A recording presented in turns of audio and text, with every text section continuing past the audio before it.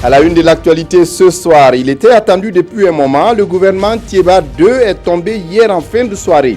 3 départs, dont celui de Roch-Marc Christian Kaboré de la Défense et 5 arrivées. Ce matin, sans perdre de temps, première prise de contact. Quelle est la nouvelle configuration de l'exécutif? Qu'en pensent les politiques? Quelles sont les priorités de la nouvelle équipe? Décryptage et explications à suivre dans cette édition. La tombe de Dabo Boukari vient d'être localisée près de Pau dans le Naouri. L'annonce a été faite par un de ses avocats. L'étudiant en médecine disparu en mai 1990 n'a plus jamais été revu. Avec cette découverte, un pas important pour la manifestation de la vérité sur la mort de ce militant de l'ANEB, estiment ses défenseurs. Vous les entendrez dans ce journal. Dans le journal également, la journée mondiale des langues maternelles célébrée ce 21 février. Une place infime accordée à l'enseignement de ces langues au Burkina. Pas étonnant que des langues comme le Kouroumfé disparaissent. Pourquoi cela? Est-ce un complexe de parler sa langue maternelle aujourd'hui au Burkina? On en parle dans cette édition. Ce sont là les titres du 20h. Mesdames, Messieurs, bonsoir. Ravi de vous retrouver. Le président du Faso l'avait annoncé en fin 2016 et depuis hier soir, c'est fait, le gouvernement Thiéba 2 est désormais en marche, sitôt constitué. Ce matin, pas de temps à perdre. Les 32 membres se sont retrouvés au palais de Kossiam pour une prise de contact autour du président du Faso. Ils se sont vus notifier leur mission. Après cette rentrée des classes, sentiments et émotions avec Zubabiel David Dabiri. Le remaniement gouvernemental annoncé en fin d'année 2016 est tombé dans la nuit d'hier. Le gouvernement Paul Kaba Thiéba II compte 32 membres. Il enregistre 5 nouvelles entrées, 2 départs et quelques réajustements. Ce matin, après leur prise de contact avec le président du Faso, les nouveaux ministres disent prendre la mesure de leurs nouvelles responsabilités. C'est dans le cadre donc de ce rôle de faire en sorte que l'État puisse exister au niveau des localités, de travailler à accompagner les collectivités territoriales, de faire en sorte que le PNDS puisse être réalisé à la base. Il s'agira de travailler à accélérer la digitalisation dans notre pays pour aller vers le tout numérique et ce qui devait permettre en fait d'accélérer aussi la croissance économique. On doit aller au charbon pour produire des résultats et démontrer effectivement qu'ils n'ont pas eu tort de venir nous chercher. Et le troisième mot, c'est le défi. Le défi, parce que vous savez que actuellement, la plus grosse difficulté pour nous au Burkina Faso, c'est quand même la question de l'enseignement supérieur avec des universités fortement perturbées du point de vue du cycle des années académiques.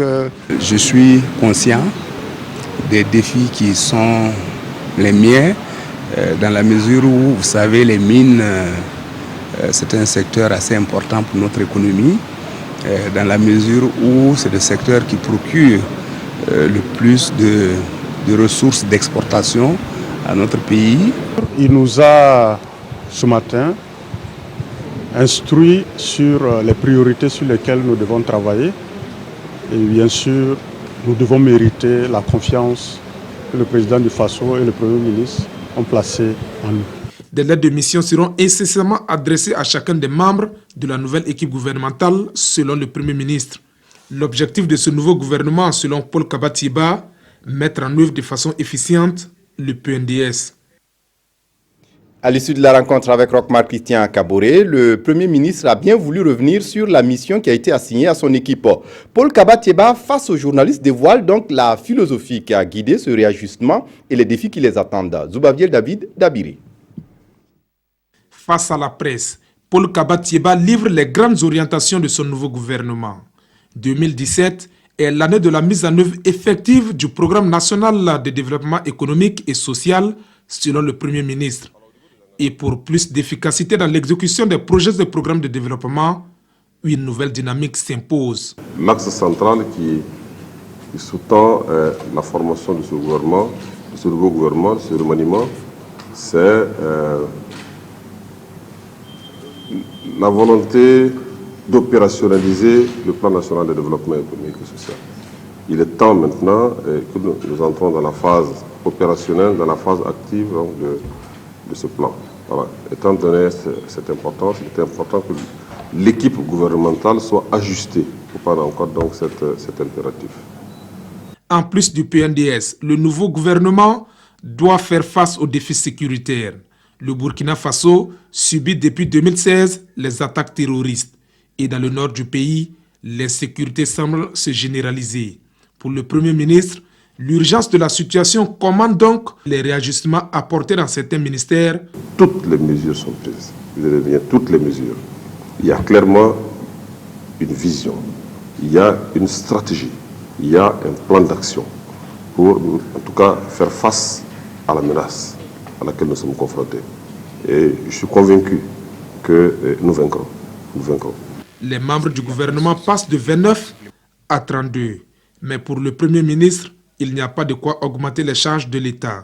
C'est plutôt l'efficience dans l'action qui est recherchée. L'ambition est de relancer véritablement la machine économique du Burkina Faso.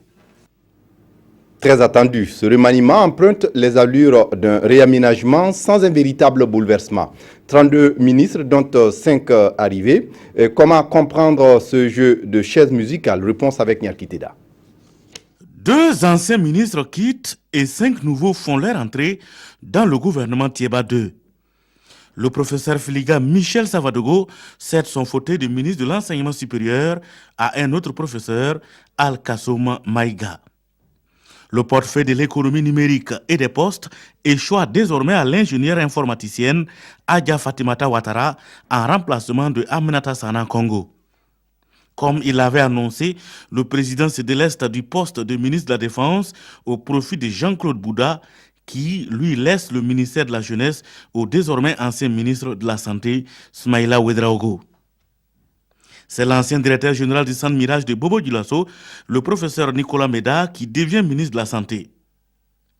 Simon Compaoré s'occupera désormais exclusivement du ministère plein de la sécurité, détaché de l'administration territoriale et de la décentralisation, qui devient l'affaire de Siméon Savadogo.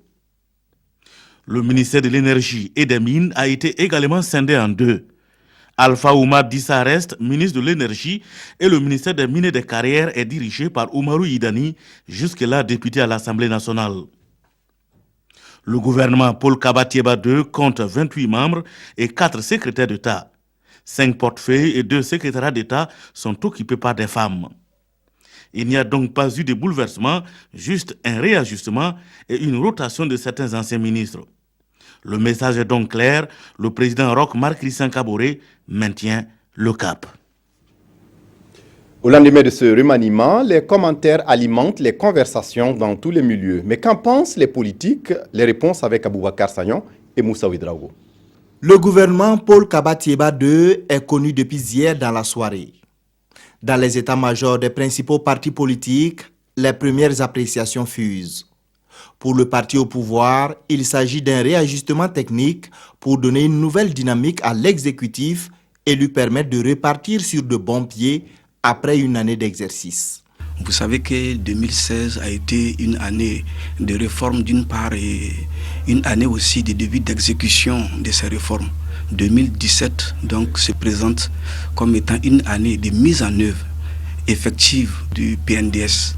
Et cela nécessitait donc qu'un réajustement soit fait.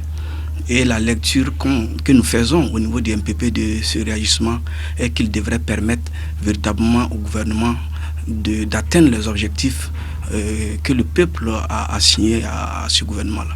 À l'UNUR-PS, parti de la majorité présidentielle, on ne s'attendait pas non plus à un grand changement de l'équipe gouvernementale.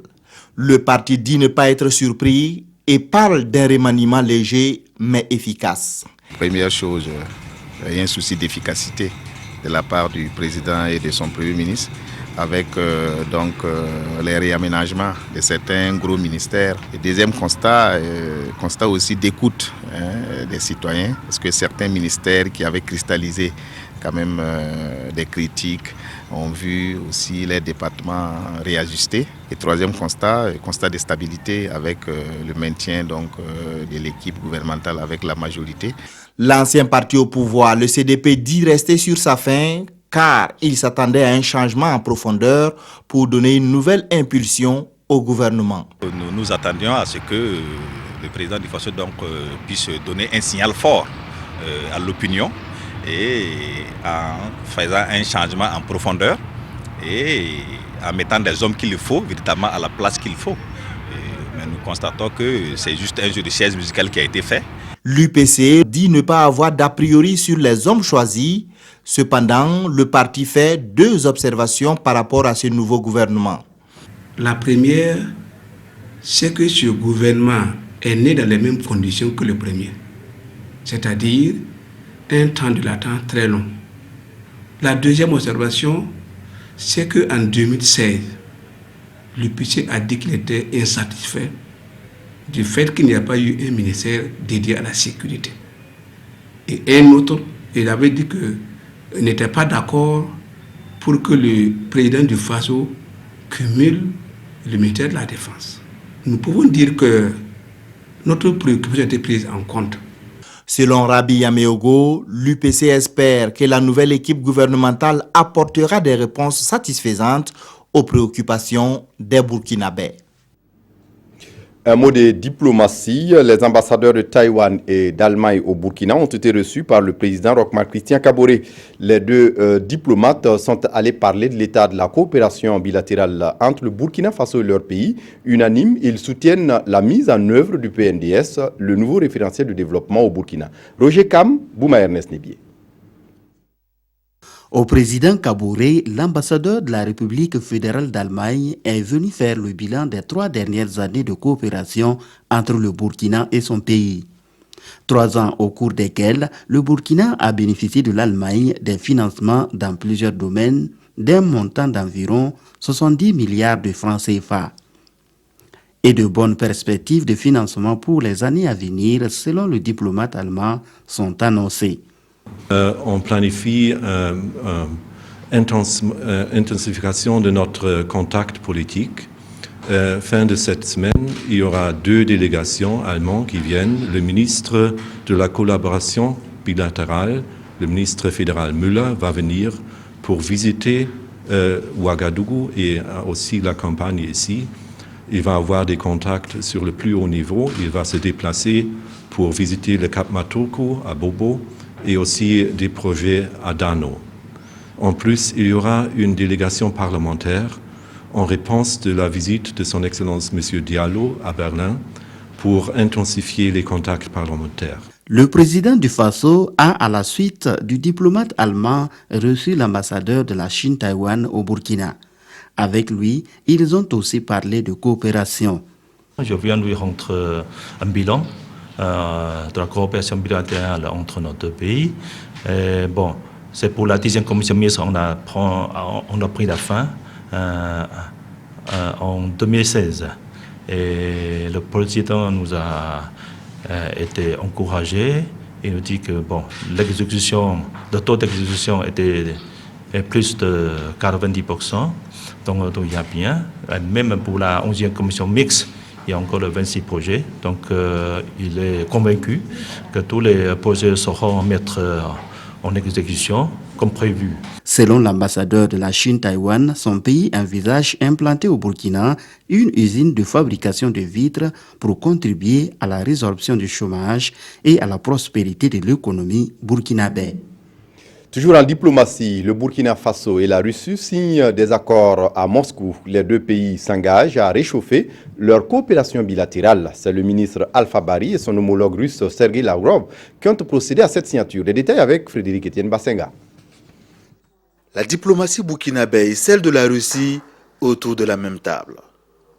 Alpha Bari et Sergei Lavrov, entourés de leurs collaborateurs, échange sur l'accord cadre qui doit relancer les relations entre le Burkina Faso et la Russie, ainsi qu'une convention sur l'enseignement supérieur. Après près de 30 minutes d'échange, le résultat est satisfaisant. Les 2 chefs de diplomatie signent l'accord cadre.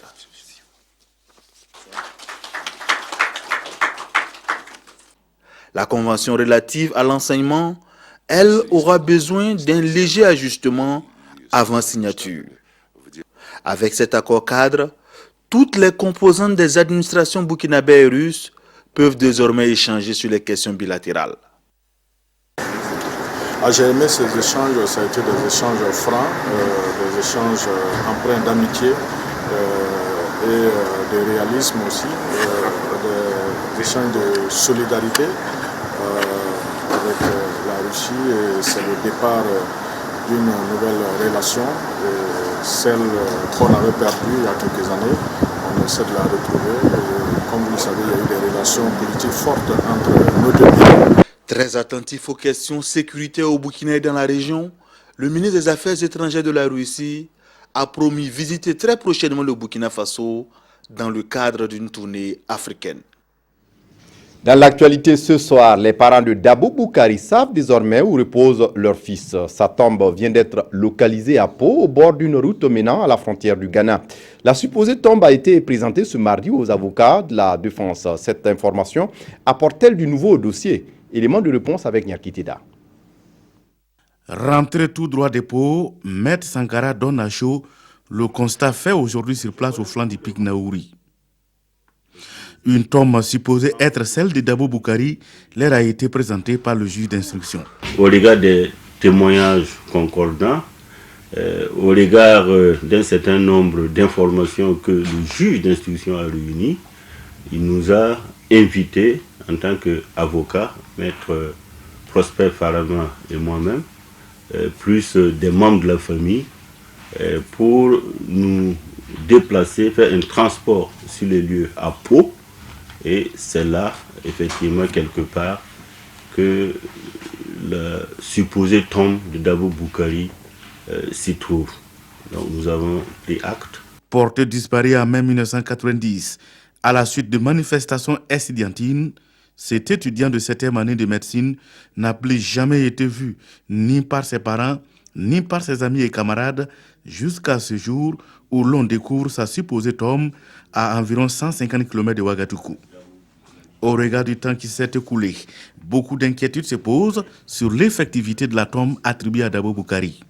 Un juge d'instruction, ce n'est pas n'importe qui, c'est une autorité judiciaire qui travaille à charge et à décharge, qui travaille sur des éléments concordants. Et je pense qu'il a mis tant de temps pour enfin dire que c'est la tombe supposée, c'est au regard des éléments dont il dispose. Une tombe que vous ne verrez malheureusement pas, même en photo, sauf autorisation du juge selon Maître Sankara.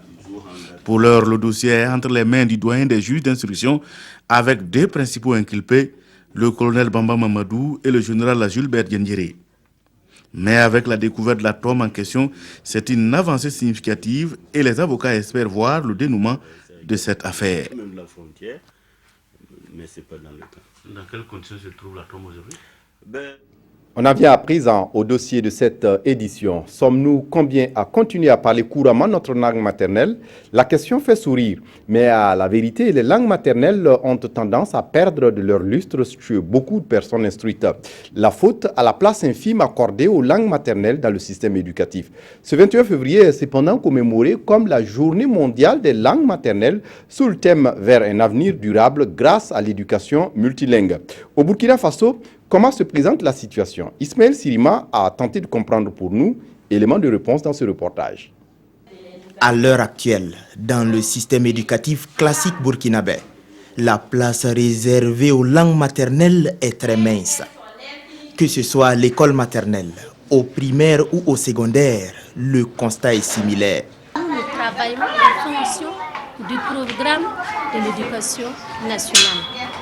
Et à leur niveau, on n'a pas un programme bien établi pour l'enseignement des langues maternelles au préscolaire.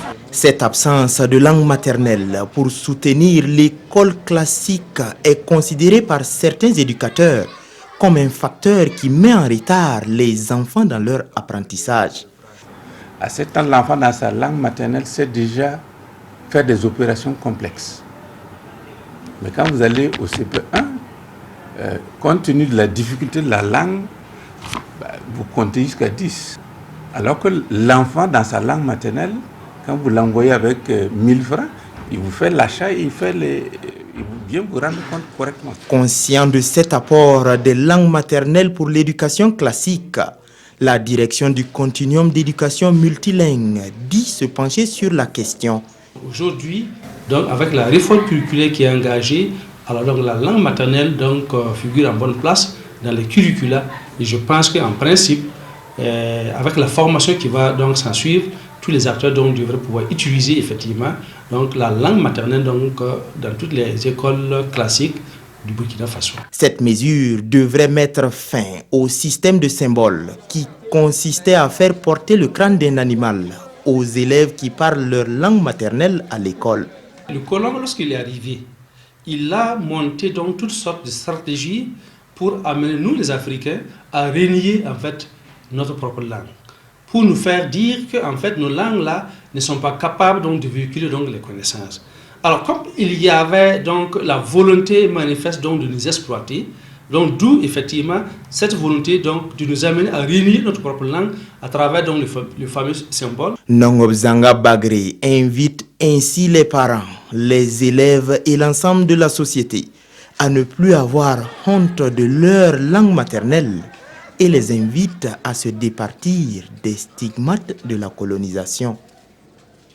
Pas donc étonnant que des langues maternelles soient menacées de disparition au Burkina Faso. Le Kouroumfé fait partie de ces langues menacées. Elle n'est pas parlée que par une minorité dans le pays. Pourquoi cela et quel avenir réservé à cette langue? Ibrahim Sombier et Omar Zombré nous fournissent quelques réponses. Cette langue que vous entendez est le Kouroumfé, une langue parlée par les Kouroumba, plus connue sous le nom de Foulsé. C'est une langue qui est malheureusement en voie de disparition et Idriss Azalé en est conscient. Il essaie par tous les moyens de la maintenir en vie et surtout de la transmettre à ses enfants. Tous les enfants parlent de Kouroumfé. On parle ça, tous les vacances, ils rentrent là-bas pour visiter les familles et puis causer un peu. Comprendre. La sauvegarde de cette langue passe d'abord par le noyau familial, certes, mais pour sa survie à l'échelle communautaire, il faut ratisser large. Et pour cela, une association pour la défense de la langue a été mise en place. Quand on a convoqué les réunions, le premier, deuxième, troisième, le premier, on valait au moins 100 et quelques. Deuxième, encore, on tourne aux 200 et quelques. Le troisième, presque 300 personnes qui étaient là-bas. Mais est-ce que ces 300 personnes-là parlaient parfaitement Non, non, non. Ils ne parlent pas. Uniquement peut-être 10 ou 15 personnes qui parlent de Kouroumfé. Idrissa Porgo ne parle pas le moindre mot de la langue Kouroumfé. Il fait partie de ceux-là qui cherchent à revenir aux sources. Même s'il n'est jamais trop tard pour apprendre, Idrissa Porgo sait que la tâche sera ardue, mais il fonde l'espoir qu'un jour, ses enfants parleront le Foulé ou Kouroumfé. J'apprends petit à petit la langue afin de pouvoir la retransmettre à mes enfants. Car il ne faut surtout pas qu'ils soient coupés de leurs racines. Des noms de famille propres Koromba, mais nom de famille Koromba, c'est un peu large. Ganame, Tao, Sawadogo, Kanfe, Zale, Boina, Badini, Porgo, sont des Foulchés. Selon Idriss Azalé, il existerait 3 variantes du Foulé parlées dans 3 régions, à savoir les régions du Nord, du Sahel et du Centre-Nord. Des variantes qui se dilueraient ou se rapprocheraient linguistiquement des groupes ethniques majoritaires de ces régions. C'est d'Arbin parle uniquement leur langue là-bas, c'est un peu mélangé avec Peul, de Foulché un peu. C'est nous à Lorum, c'est un peu mélangé à Moré. Pelaganame, c'est uniquement les Kouroumfé qui parlent. Si nous on veut convertir, si on veut se parler même, ça sera un peu différent. Beaucoup d'efforts pour revitaliser la langue ont été faits par les fils Kouroumba. Des séances d'alphabétisation en foulée sont souvent organisées et il existerait même un dictionnaire en langue Kouroumfé. Et ce message de nouvel an en Kouroumfé est une invite à tous les Kouroumba de continuer le combat pour la survie de la langue. Autre actualité dans ce journal ces dernières années, la fraude fiscale, le faux et usage de faux ont pris des proportions inquiétantes au Burkina, ce qui crée un manque à gagner pour les impôts. La Direction générale des impôts a donc pensé à une facture normalisée avec sticker pour identifier les factures. Cela évite ainsi ces fraudes et autres falsifications. Le lancement de la facture normalisée est intervenu ce mardi en présence de Konsoum Koulibaly et de Maïmouna Traoré. Le mode d'édition de la facture normalisée répond à des conditions particulières permettant à l'administration fiscale de l'identifier et de répertorier l'ensemble des factures en circulation au Burkina Faso. C'est une facture sécurisée par l'apposition d'un sticker qui l'authentifie. Un véritable instrument de lutte contre la fraude, le faux et l'usage du faux. Elle permet de lutter contre la concurrence déloyale, formaliser le secteur informel, délivrer des factures fiables et conformes au droit commercial, servir de preuve tangible aux déductions de charges. Pour l'État, la facture normalisée va permettre de lutter contre l'économie souterraine et contrôler le droit à déduction de la TVA. Au regard des importantes attentes que suscite la facture normalisée, le gouvernement accompagne sa mise en œuvre avec une enveloppe de 2,5 milliards de francs CFA qui serviront notamment à l'acquisition de stickers et des outils de contrôle et de gestion. La mise en œuvre de la facture normalisée se fera en 2 phases. La première se déroulera tout au long de l'année 2017 et concernera uniquement les moyennes et les grandes.